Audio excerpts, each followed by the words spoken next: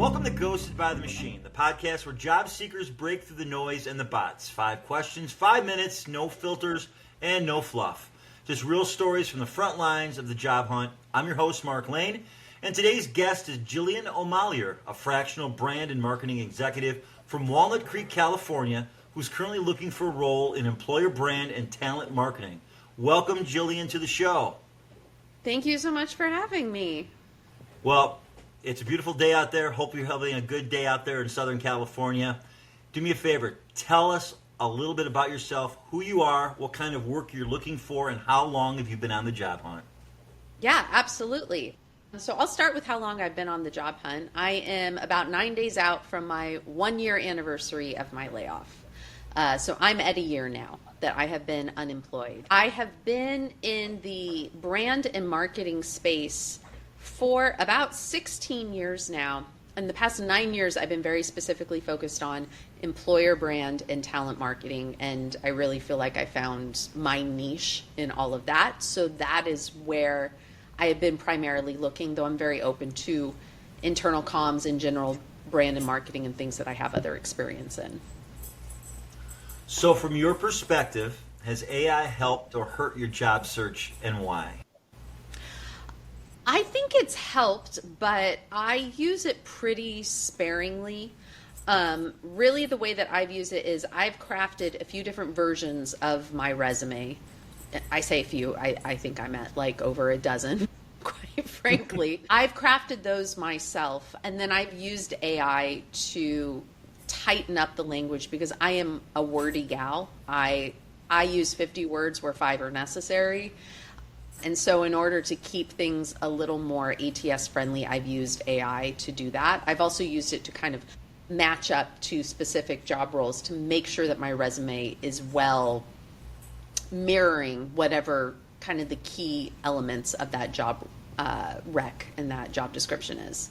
But that's the majority of the way I've used it. I haven't really used it just to kind of streamline my work. I haven't used it too heavily in any other direction. Okay. So I have an extra credit question for you. Give it to me. How many jobs have you applied for in this year? Ooh, I think I'm just hovering around 600. Okay. Mm-hmm. You're right there. You're in the top 5 of the ones I've talked to. That's pretty good. Yeah. It's amazing. Yeah. I'll give you a second follow-up question. How many interviews have I gotten as a result? How many? 4. Yep, 4 you're companies. in line with everyone else. That's pretty much what I hear. And none of them have come by way, none of the jobs that I have interviewed for have come by way of like me applying to a job through a career site.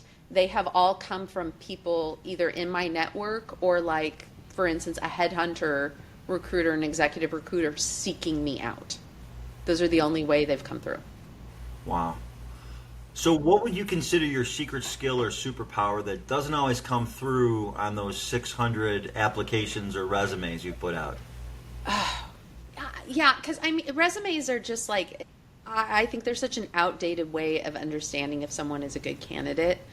I would say one of my secret skills is that I am particularly good at explaining complex topics and complex ideas in ways that almost anyone can comprehend. I am, like I said, I'm a wordy gal. I'm very verbal. I like to talk things through. And I find that I am really good at explaining things in a way that people listen and people understand and they comprehend. And because I am in employer brand, which is meant to be some of the most authentic form of storytelling that we do in the brand world, having that skill is extra important. So if you could say one honest thing to recruiters or hiring managers right now, what would it be? It would be that I think we can all agree that the system is very broken. This system itself is broken, and there is a lot of stress on recruiters, and there are a lot of stress on hiring managers, and there's a lot of stress on candidates.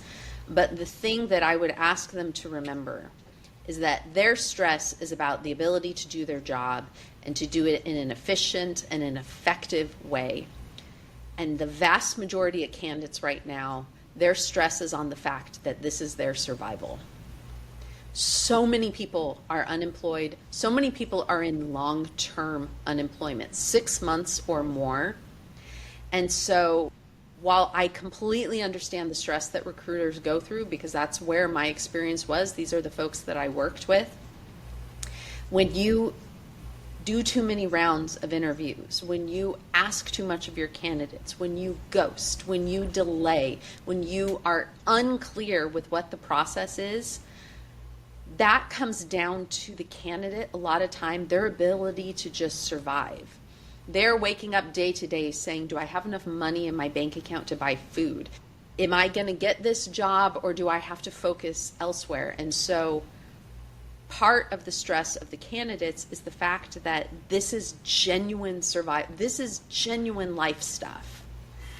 And your frustrations are totally valid, but your frustrations aren't about whether or not you're going to put food on the table tonight.